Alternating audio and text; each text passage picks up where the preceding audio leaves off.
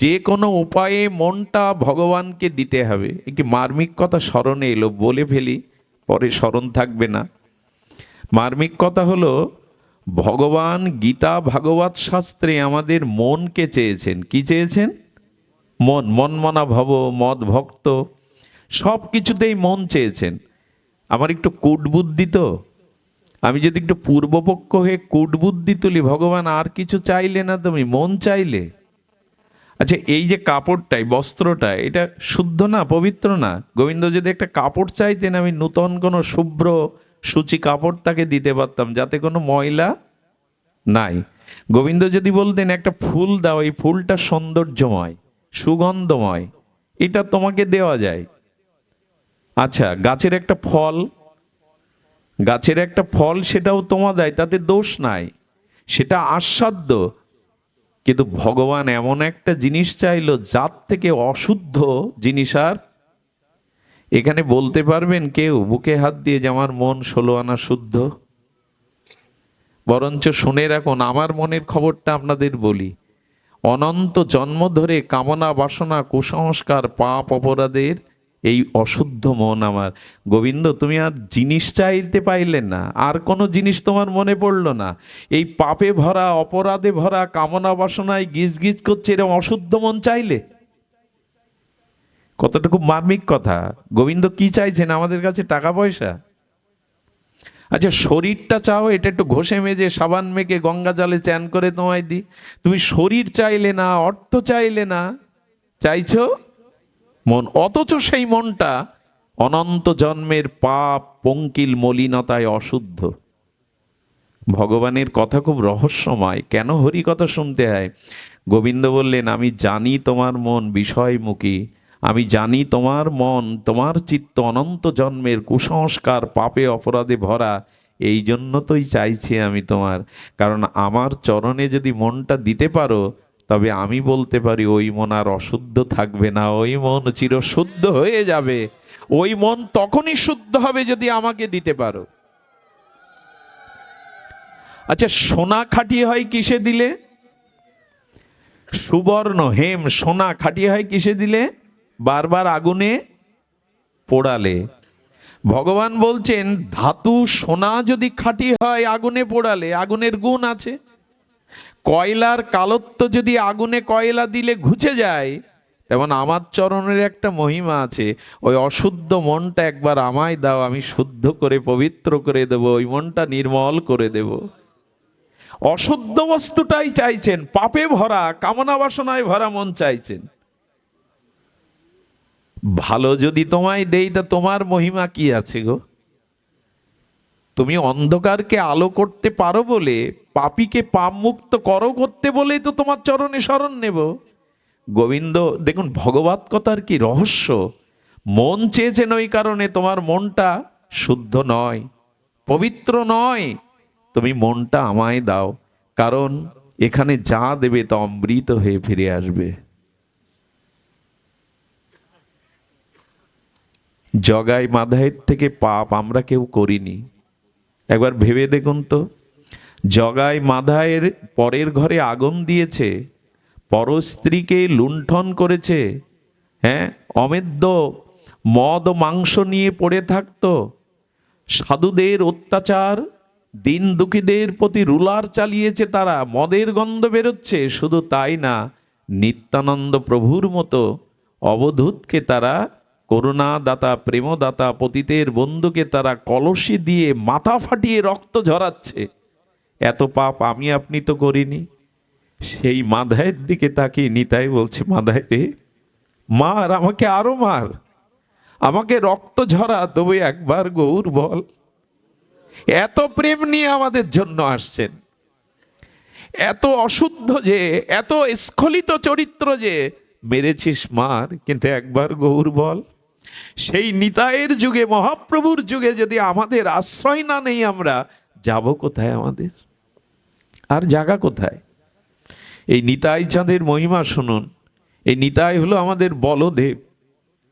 বলদেব কুরুক্ষেত্রের যুদ্ধে, এই যুদ্ধ দেখবে না বলে, কোনো পক্ষ নেবে না বলে বলদেব চলে গিয়েছিলেন।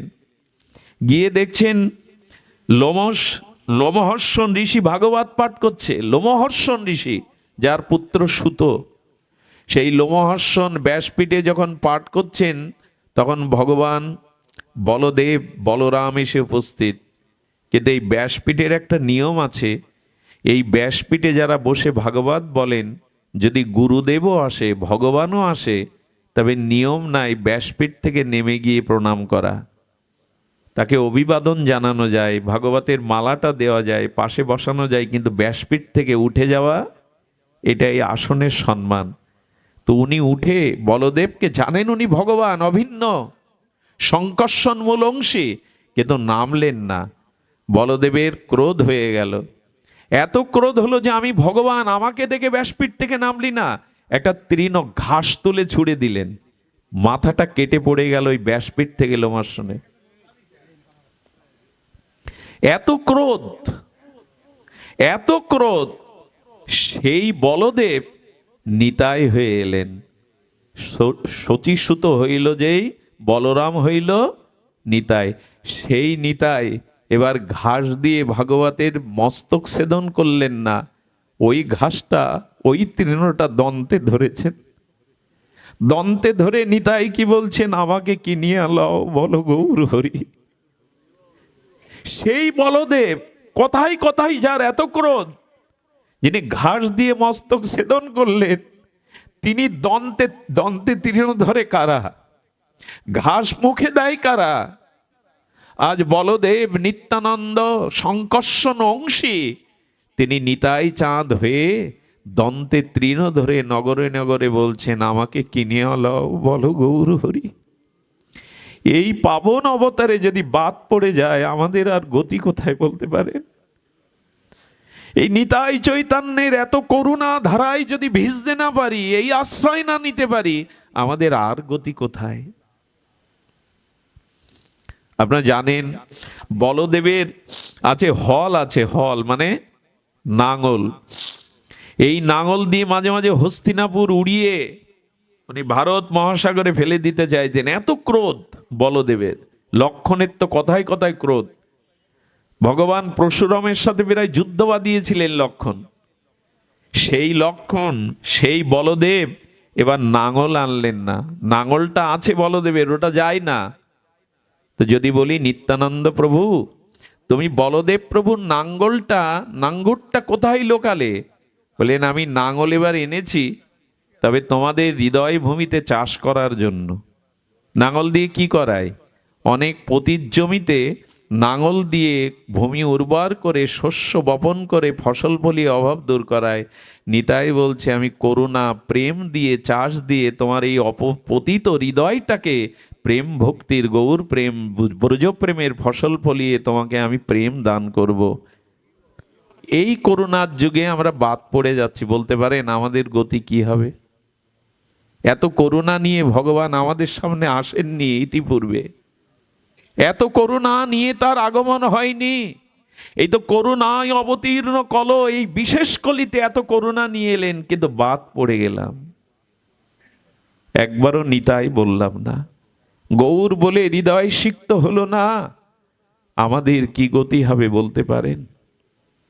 এই জন্য আসুন, সময় চলে যাচ্ছে এই অস্থির পৃথিবীতে, এই ভয় ভীতি সংকুল বস্তুতে, এই মোহপাশগ্রস্ত হতে, মুক্ত হতে একমাত্র আসুন আমরা এই নিতাই গৌরের নামধর্ম, প্রেম ধর্ম, ভাগবত ধর্মের আশ্রয় নেই। এছাড়া আমাদের কল্যাণের দ্বিতীয় কোনো পথ খোলা নাই। নিতাই না বলিল মুখে, মজিল সংসার সুখে, বিদ্যাকুলে কি করিবে তাই? কি হবে বিদ্যা কুল ধন যদি নিতাই না বলল, গৌর না ভজল? মৃত্যুর পরে এই নিতাই বলা, গৌর বলা, হরি বলা, এই সম্পদটাই মৃত্যুর পরে কাজে লাগবে। বাড়ি গাড়ি ধন সম্পত্তি মৃত্যুর পরে কাজে লাগবে না। সেই সম্পত্তিটা বাদ দিয়ে যা আমার পরপরে শেষের দিনে কাজে লাগবে না, সেই সম্পদটাই সারা জীবন কুড়িয়ে গেলাম। খুব কি সুবুদ্ধি আমাদের! মৃত্যুর পরের অধ্যায় তো এই জাগতিক কোনো বস্তু আমায় ওখানে সাথে সহযোগিতা করতে যাবে না। যা সেদিন যাবে সেটাই তো সঞ্চয় করলাম না। ভালো লাগে আপনাদের, কত দূর দূরান্ত থেকে ছুটে আসেন এই সাধুগুরুর কৃপা করুণা, এই হরিকথাতে হৃদয়টাকে একটু সিক্ত করার জন্য, এই প্রেম ভক্তি পাওয়ার জন্য, প্রাপ্তির জন্য যে চেষ্টাটা করে যাচ্ছেন এটা করুন।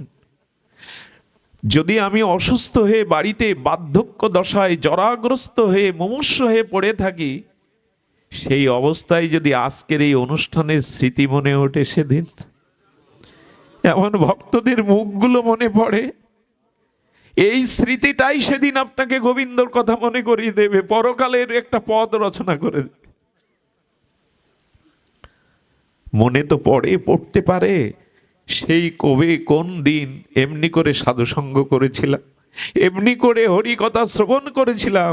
ওই স্মৃতিটাই, ভগবত স্মৃতিটাই ওই দিনে আপনার হৃদয়ে প্রেম এনে দেবে, কল্যাণ এনে দেবে। শাস্ত্র বলছেন, কারো চিতার দিকেও যদি কোনো শুদ্ধ গোবিন্দ ভক্ত তাকায়, সুদৃষ্টি দেয়, তার আত্মার সদ্গতি হয়। কারো চিতার দিকে যদি কোনো শুদ্ধ ভক্ত তাকিয়ে দেয়, তার আত্মার একটা সদ্গতি হয়। এজন্য সময় বড় কম, আমাদের সময় বড় স্বল্প। আপনারা এই চৈতন্য নিতায়ের করুণা থেকে কেউ বাদ যাবেন না, কেউ বাদ যাবেন না। একটা ভক্ত চরিত্র বলি, এটা নূতনিক ভক্ত চরিত্র, অনুভূতির বিষয়। আজকের পরিবেশটা বড় শান্ত, এই জন্য হয়তো এই চরিত্র কথাটি আসছে। শ্রী বৃন্দাবলীজি, ইনি ছিলেন বলি রাজার সহধর্মিনী। বৃন্দাবলী, এই বৃন্দাবলীজি একটা অদ্ভুত চরিত্র। সে চরিত্র বড় মহিমান্বিত। এই বৃন্দাবলীজির মতো স্ত্রী জগতে দেখা যায় না। খুব ধ্যান দিয়ে শুনতে হবে। গ্রন্থকার এখানে বলছে বামন অবতার। বামন অবতারের কথা মনে আছে আপনাদের? বামন অবতার যজ্ঞে, বলি মহারাজের যজ্ঞে গিয়ে দান চাইলেন, সেই দানে 3 পদ জায়গা চাইলেন। 2 পদ দ্বারা সমস্ত অনন্ত বিশ্ব ব্রহ্মাণ্ডকে গ্রহণ করলেন। আরেকটি পা নাভিকমল থেকে প্রকাশ করে তার মাথাকে আর চরণে আত্মসাৎ করে নিলেন। তাকে জগতের রাজা থেকে সুতল প্রদেশে পাতালে পাঠিয়ে দিলেন।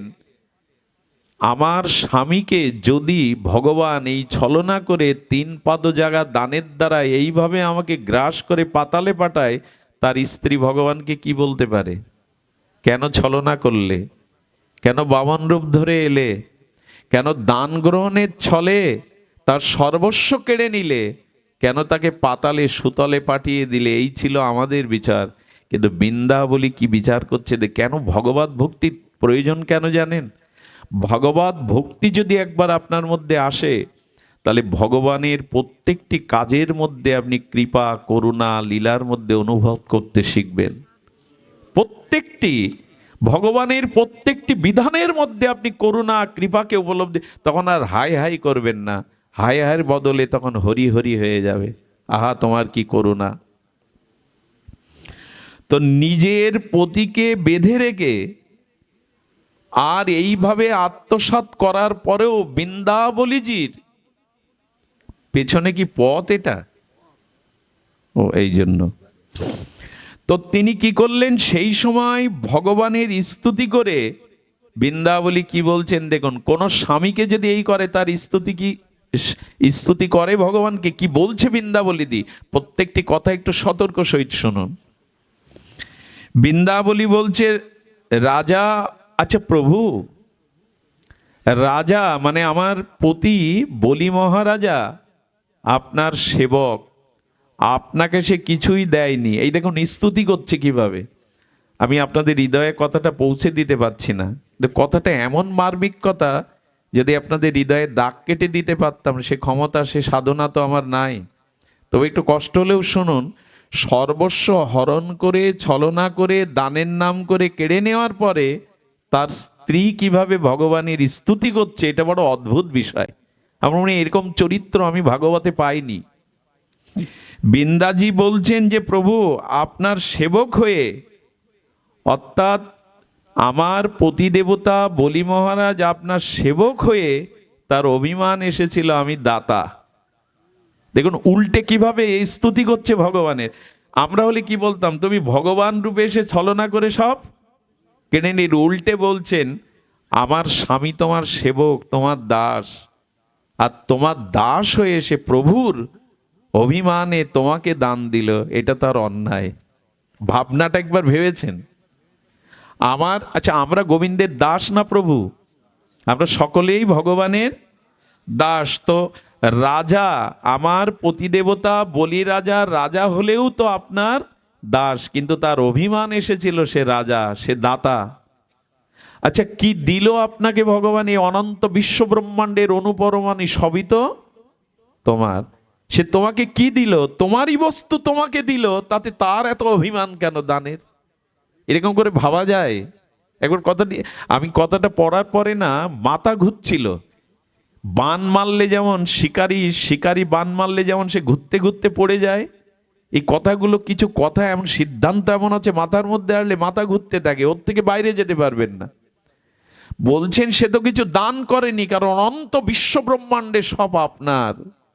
আপনার বস্তু আপনাকে দেখায় দান বলে?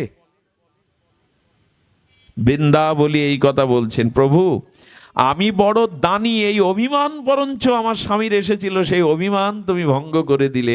কারণ অভিমানটাই ভক্তির পথে বাধা, সেটা তুমি দূর করে দিলে করুণা করে। সব কেড়ে নেওয়ার পরে কারো সহধর্মী এরকম ভক্ত না হলে বলা যায়? এভাবে ভাবা যায় যে সে সেবক হয়ে রাজা হয়ে বসেছিল, আর তোমাকে দান করার অভিমান তার এসেছিল, কিন্তু যার বস্তু তাকে দেওয়া দান বলে না, কিন্তু তার অভিমান এসেছিল। সেই অভিমানের বশবর্তী হয়ে আমি দানি, এই অভিমানকে তুমি ভেঙে দিয়েছো প্রভু। অনন্ত কোটি ব্রহ্মাণ্ডের স্বামী তুমি, মালিক তুমি, প্রভু তুমি, ভর্তা তুমি, তবু সে নিজেকে স্বামী বলে রাজা বলে অভিমান করেছিল। আর ভিক্ষুক হয়ে আজ তোমার বস্তু তোমাকে দান দিয়ে দাতা সেজেছে, ক্ষমা করে দাও। কি অনুভূতি! ক্ষমা করে দাও। এভাবে ভাবলে কারো আর দুঃখ থাকে গো? এই জন্য জীবনে যে কষ্ট দুঃখ যায় আসুক, এটা ভগবানের কৃপা মনে যদি করতে পারেন, তাহলে দুঃখ আর আপনাকে স্পর্শ, যন্ত্রণা আর আপনাকে যন্ত্রণা কাতর করবে না। এতে আপনার বড় অপমান হয়েছে প্রভু, সেবক হয়ে রাজা সেজেছে, তোমার বস্তু তোমাকে দিয়ে দানি হয়েছে, এতে বড় অপরাধ হয়েছে, ক্ষমা করে দাও প্রভু। আহা, ক্ষমা করে দাও। তোমার বস্তু তোমাকে দিয়ে সে দাতা সেজেছে, এটা আপনার বড় অপমান হয়েছে। কৃপা করে করুণা করে তুমি তার দম্ভকে চূর্ণ করে দাও, দম্ভকে তুমি চূর্ণ করে দাও। মা ওখানে কথা বলো না, বারান্দায় কথা বলো না, চূর্ণ করে দাও। প্রভু তোমার এই করুণা, তোমার এই দানে আমি শত সহস্র গুণ পরম আনন্দ পেয়েছি। সব হারিয়ে কথা কারা বলতে পারে মা? বাবার একটু ধ্যান দিয়ে শুনুন, সব হারিয়ে বলছে প্রভু, আহা প্রভু করুণা করে তুমি আমাদের আশ্রয় দিয়ে আমাদের ধন্য করেছ। রাজা বলির এই মহিমাকে বৃন্দাবলীজি অপূর্বভাবে ব্যাখ্যা করছেন। পতিকে অত্যন্ত অভিমান করে বেঁধে রাখলেন, নরকে পাঠালেন, এটা উচিত ছিল, কিন্তু আপনি করুণা করে তার দুয়ারে দাঁড়ি হয়ে গেলেন। আপনার বস্তু আপনাকে দিয়ে সেবক হয়ে দাতা অভিমানে গোবিন্দ কি করেছিলেন জানেন? সুতল রাজ্যে বলিরাজের দাঁড়ি হয়ে দাঁড়িয়েছিলেন। সর্বস্ব দিলে আমায়, সব দিয়ে দিলে, তবে যে সব আমাকে দেয় আমি তার দাস হয়ে যাই, আমি তার দাস হয়ে যাই। বৃন্দাবলী কোনো দোষ দেখছেন না, ভগবান দাস হয়ে গেলেন। এমন করুণা আর কারো জগতে আছে গো? সবাই তো আমাকে দাস বানাতে চায়, আর গোবিন্দ বললেন যে আমার দাস হয় আমি তার দাস হতে চাই। ভক্ত মেরা মুকুট মণি, মেয়ে ভক্ত কা দাস হু। এই জগতে কোনো মহাজন চায় না তার দাস কর্মচারী তার থেকে বড় হোক। হ্যাঁ, বাড়ি গাড়ি করে দিতে পারে, কিন্তু তার থেকে বড় হোক চায় না। আর গোবিন্দ বললেন, যে আমার চরণে শরণ নেয় আমি তাকে মাথার মুকুট করে আমি তার দাস হয়ে থাকি। এটা প্রমাণ করে এসেছো। সর্বস্ব কেড়ে নিলে যিনি এটা বলতে পারেন, এটাই ভক্ত চরিত্র, এটাই ভক্তের মহিমা। সুধীবৃন্দ, দ্রৌপদীর 5 পুত্রের মাথা যে কাটলো রাতের অন্ধকারে ঘুমন্ত সন্তানদের, তার মাথা কাটার সময় যখন এলো, দ্রৌপদী অর্জুনকে বলছে, কৃষ্ণকে বলছেন, না, আমার কোল হারিয়েছে, আমি সন্তান হারায়ে যে ব্যথার অশ্রু ফেলছে, আমি চাই না আমার কারণে অন্য কোনো মায়ের কোল খালি হোক। এটা কারা ভাবতে পারে? দ্রৌপদীর মতো ভগবানের প্রিয় ভক্তরাই এই কথা ভাবতে পারে। আমার মনে হয় কি জানেন, আমার মনে হয় দুঃখটাও সুখের রূপ নেয় যদি ভজন থাকে সাথে, ভগবত ভক্তি সাথে থাকে, দুঃখটাও সুখের রূপ নেয়, বিষ অমৃত রূপ নেয়। আর এই ছাড়া বর্তমান সময়ে ভালো থাকার, শান্তিতে থাকার অন্য কোনো উপায় নাই। এই দেখুন তার প্রমাণ। সব নিয়ে নিলে তিনি বলছে, বৃন্দাবনে বলে প্রচুর ক্রিয়া করার জন্যই জগৎ সৃষ্টি করেছেন, সবই আপনার, তবু সেই লীলার দ্বারা আমাদেরকে আপনি ধন্যাতি ধন্য করছেন। মায়ায় মোহিত হয়ে, নির্লজ্জ হয়ে আমরা নিজেকে অভিমান করি আমি কর্তা, কিন্তু আপনি কৃপা করে এমনি করে চরণে আশ্রয় দেন। বলি মহারাজের কীর্তি জগতে তুলে ধরলেন। আমাদের একটা কথা এখানে বলা দরকার, এই কথাটা একটু হৃদয়ে লিখে নেওয়া দরকার। আমি কথাটা বারবার বলি, হৃদয়ে লিখুন। এখানে শ্রী রামানুজাচার্য, ইনি এই পরম আচার্য চতুর্সম্প্রদায়, তিনি একটা কথা বলেছেন, হে নাথ, যা কিছু আমার, আমি স্বয়ং সব আপনারই, সবই আপনারই। উনি বলতে বলতে 3টে বিষয় এখানে বলেছেন। বৃন্দাবলী তিয়াসী না দেখি কহু তিয়া নয়ন, শব্দটি ধ্যান দিন। দুর্লভ বৈষ্ণব রাজা, দুর্লভ বিপ্র বৈষ্ণব, দুর্লভা বৈষ্ণবী নারী, অতি দুর্লভ দুর্লভা। শ্লোকটি বড় মূল্যবান। এখানে কি বলছেন? রাজা যদি বৈষ্ণব হয়, কোন দেশের রাজা যদি বৈষ্ণব হয়, তবে তার শাসনের কারণে প্রজারাও ভক্ত বা বৈষ্ণব হয়ে যায়। তবে রাজা শুদ্ধ ভক্ত রাজা এই জগতে বড় বিরল। যদি হয় তাহলে জানতে হবে সেটা দুর্লভেরও দুর্লভ, সেটা দুর্লভেরও দুর্লভ। অম্বরীশের মতো রাজা যদি হয়, তাহলে প্রজাদেরকেও তিনি ভক্তিময়। এনি কোনো রাজ্যের রাজা যদি ভক্ত হয়, বৈষ্ণব হয়, তবে সেই দেশের প্রজারাও দলে দলে ভক্ত হয়ে যায়। তাই বলেন দুর্লভ বৈষ্ণব রাজা, দুর্লভ বিপ্র বৈষ্ণব। একটা কথা বলি, ব্রাহ্মণ যদি কখনো বৈষ্ণব হয়, জানবেন তার থেকে শ্রেষ্ঠ আর এই জগতে নাই। কিন্তু কিছু মনে নেবেন না, ব্রাহ্মণ কুলে জন্মানোর পরে আমাদের একটা অভিমান থাকে, আমরা কিছু অপরাধ না নিলেন, ব্রাহ্মণরা প্রায়শ হরিভক্তি পরায়ণ হতে চায় না। যদি কেউ হয় তবে জানবেন তার থেকে শ্রেষ্ঠ আর কেউ নাই। ব্রাহ্মণ যদি হরিভক্তি পরায়ণ হয়, ব্রাহ্মণ যদি বৈষ্ণব হয়, জগৎকে তরাতে পারেন তিনি। কিন্তু যদি অভিমান নিয়ে বসে থাকে, আমি জাতির শ্রেষ্ঠ, আমি পণ্ডিত, আমি অমুক, আশ্চর্য হতে হয়। কিছু মনে করবেন না, যজমানের বাড়িতে 1 গ্লাস জল খায় না পাত্রে, অথচ চার দোকানে সে চা খায়। এদের দিয়ে সমাজে কি হবে বলতে পারেন? যজমানের বাড়িতে একটা নতুন গ্লাসে আমি এই পরের বাড়িতে কিছু, অথচ চার দোকানে তাকে চা খেতে দেখবেন। এটা কি ব্যাখ্যা করবেন? এই জন্য ব্রাহ্মণ হয়েও যদি বৈষ্ণব হয়, ভক্ত হয়, তার থেকে শ্রেষ্ঠ আর এই জগৎ, এটা দুর্লভেরও। এই জন্য সহসা পাওয়া যায় না। যদি পাওয়া যায় তবে তাকে শ্রেষ্ঠত্ব দিবেন, তাকে মান্যতা দিবেন। আরেকটি দুর্লভ আছে, দুর্লভা বৈষ্ণব নারী, অতি দুর্লভ দুর্লভা। বৈষ্ণব রমণী মানে বৈষ্ণব নারী পাওয়াও জগতে বড় দুর্লভ। নারী যদি ভক্তা হয়, নারী যদি পরম বৈষ্ণবী হয়, তার থেকে শ্রেষ্ঠ এই জগতে আর কিছু। মায়েরাই গড়ে, মায়েরাই ভাঙতে পারে। একটা সংসারে যদি ভক্তিপরায়ণ কোনো মা থাকে না, পুরো সংসার কেন, পুরো পরিবেশটাই বদলে দিতে পারে। বিশ্বাস করুন, অনেক মাতাল চরিত্রহীন পুরুষকেও সাধু করে দেয় তার পরশমণির ছোঁয়ায়। নারী পারে না, যদি সে বৈষ্ণব হয়, সে পারে না এমন কোনো কাজ জগতে। এই জন্য বললেন দুর্লভা বৈষ্ণব নারী, দুর্লভা অতি দুর্লভা। এটা মেলে না। আমি আমার জীবদ্দশাতে দেখেছি কত পশু, হিংস্র আর অশরিক বৃত্তি সম্পন্ন মানুষকেও পথে আনতে।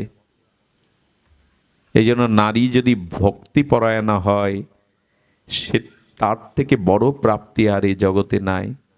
সুধীবৃন্দ, এই জন্য বারবার বারবার মনে হয় যে রমণী মায়েরাও যদি ভক্তিপরায়ণা ত্যাগ বৈরাগ্যিনী হয়ে ওঠে, তবেই পরিবার, এ সমাজ বদলাতে পারে।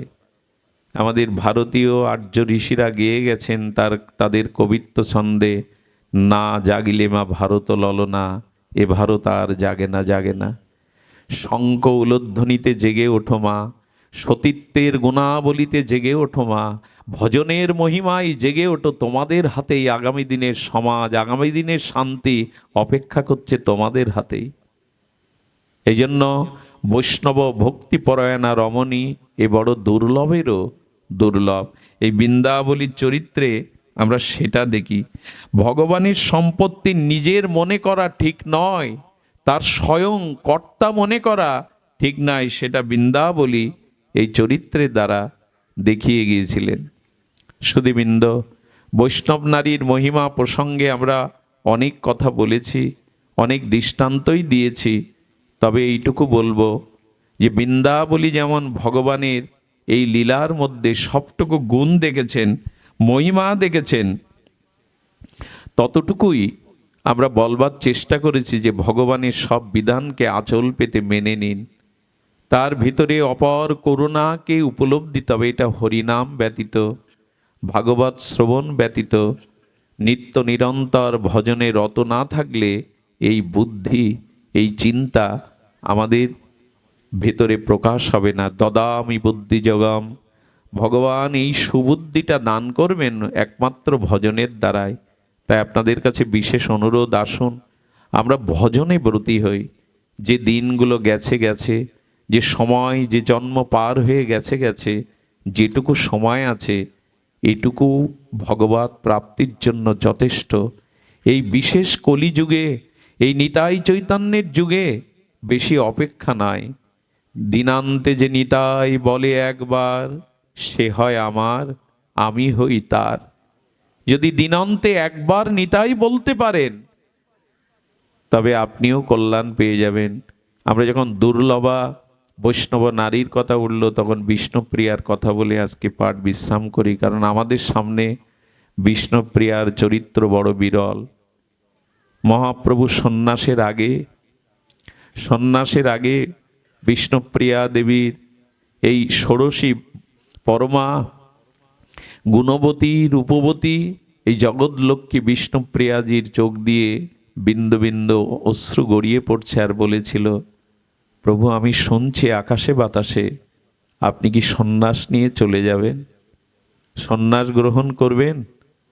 মহাপ্রভু প্রিয়াজির হাত দুটো জড়িয়ে ধরে বলেছিল, প্রিয়া আমি কৃষ্ণ প্রেম দানের জন্য এসেছিলাম, কিন্তু জগৎকে জাগাতে পারলাম না, জগৎকে কৃষ্ণময় কৃষ্ণ প্রেম দান করতে পারলাম না, তাই আমাকে বিদায় দাও।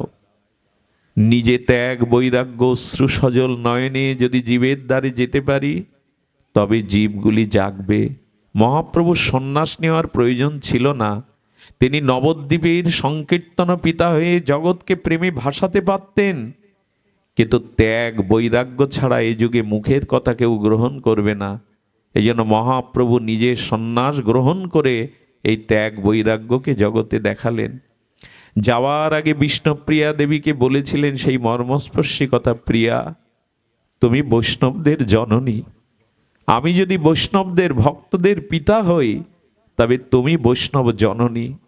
তবে শোনো প্রিয়া, যদি কোনো মা মারা যায়, সন্তান প্রসব হতে গিয়ে যদি কোনো জননী মারা যায়, পিতা প্রায়শ সন্তানদের লালন পালন করে মানুষ করতে পারে না। কিন্তু জানো প্রিয়া, যদি পতি মারা যায়, পিতা মারা যায়, মা ভিক্ষা করে দাসীগিরি করেও সন্তানকে প্রতিপালন করে মানুষ করতে পারে। আজ থেকে তুমি বৈষ্ণবের জননী হও, আজ থেকে তুমি গৌর ভক্তগণের মা হও। তোমার ত্যাগ, বৈরাগ্য, তিতিক্ষা, অশ্রু সজল, এই ত্যাগের দ্বারা এই গৌড়ীয় বৈষ্ণব রক্ষা পাবে। প্রিয়া, আমি বাইরে যদি কাঁদি, তবে তুমি ঘরে বসে কাঁদো।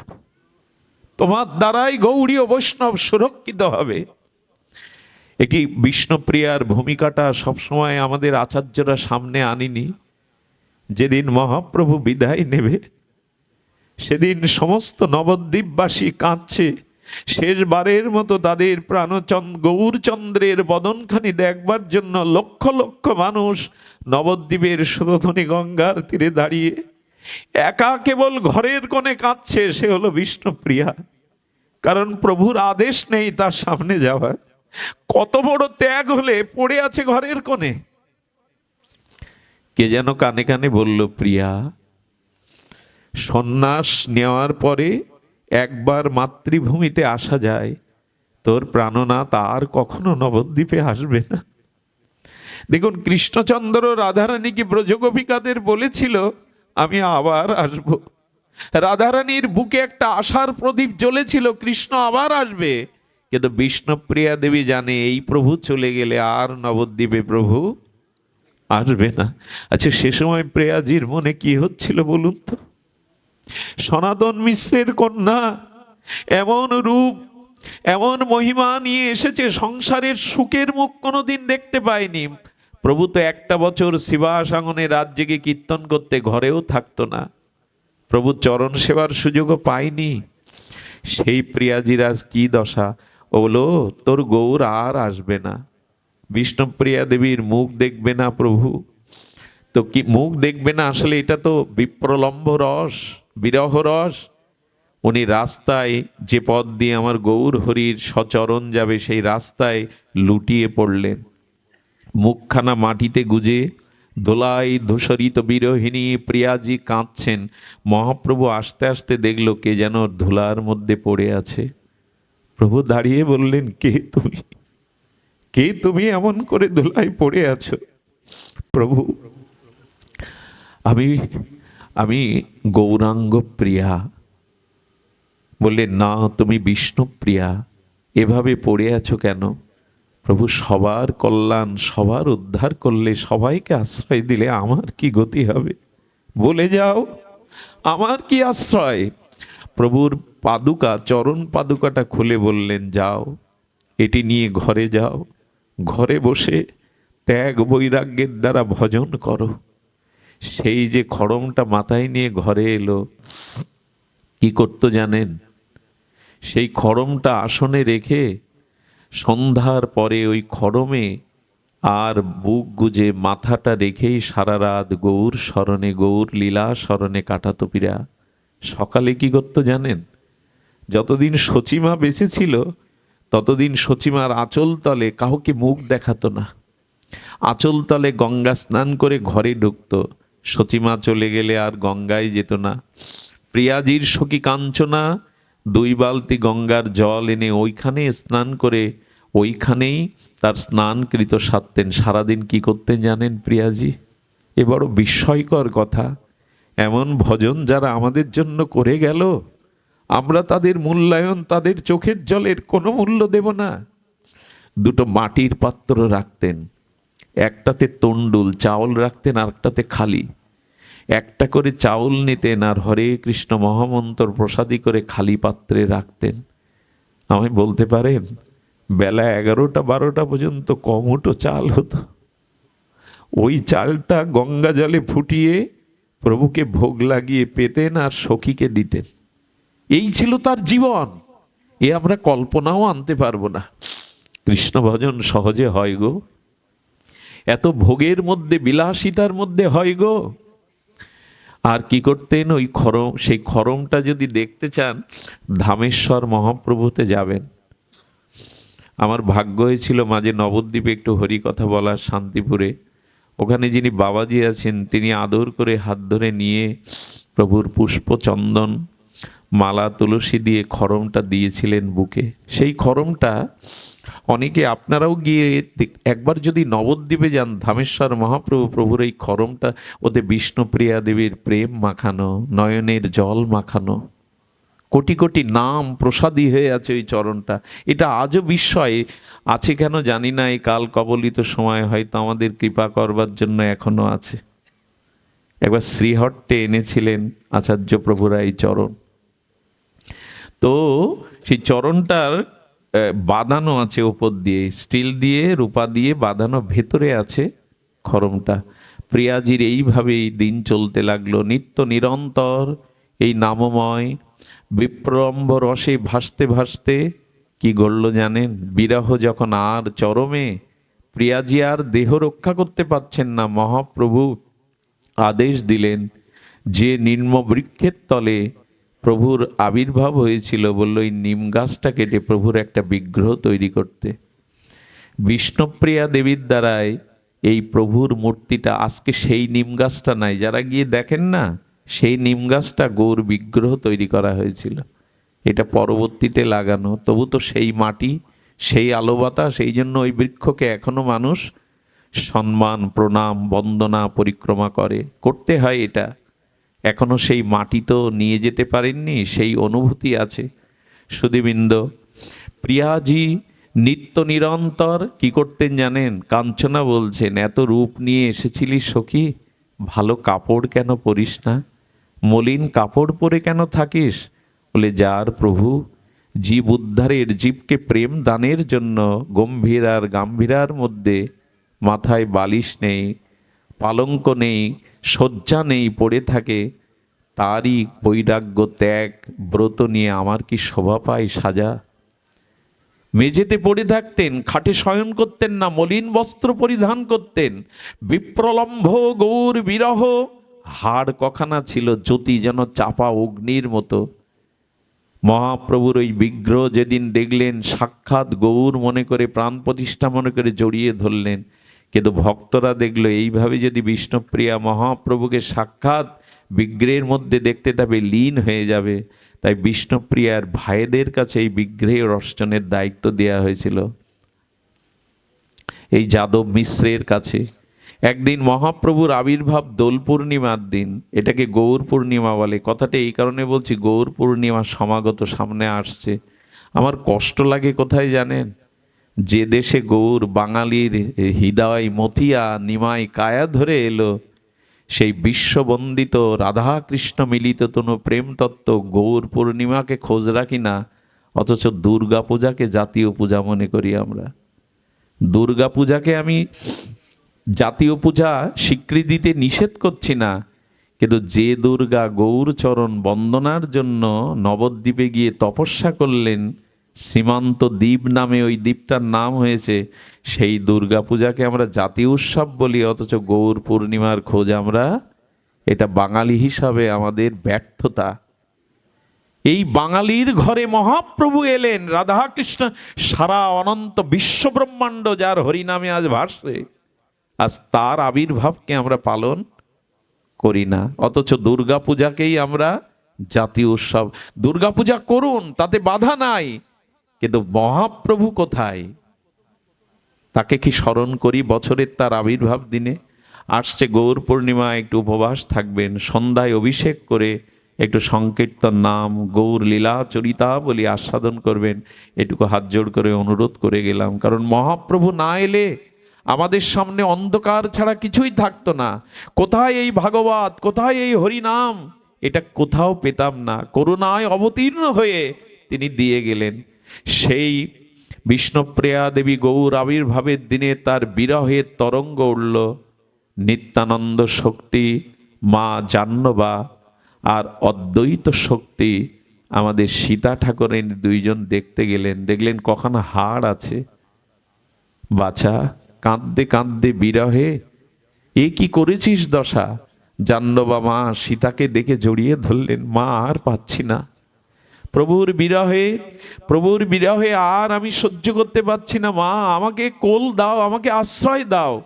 এই জাহ্নবা আর বসুদা, আমাদের সীতা ঠাকুরানী, তারা বিষ্ণুপ্রিয়াকে ঘুমটা দিয়ে আনলেন মহাপ্রভুর বিগ্রহের পাশে। চারিদিকে ভক্তগণ হরিনাম সংকীর্তনের তরঙ্গে আকাশ বাতাস মুখরিত করেছে। আর মহাপ্রভুর সেই বিগ্রহ দেখে বিষ্ণুপ্রিয়া দ্বার খুলে ভেতরে প্রবেশ করলেন। মহাপ্রভুর শ্রীবগ্র দর্শন করে এই বিরহিণী বিপ্রলম্ব রসে ভাসমান বিষ্ণুপ্রিয়া প্রভুকে জড়িয়ে ধরলেন। ওই সাথে সাথে প্রিয়াজি প্রভুর সাথে লীন হয়ে গেলেন। এই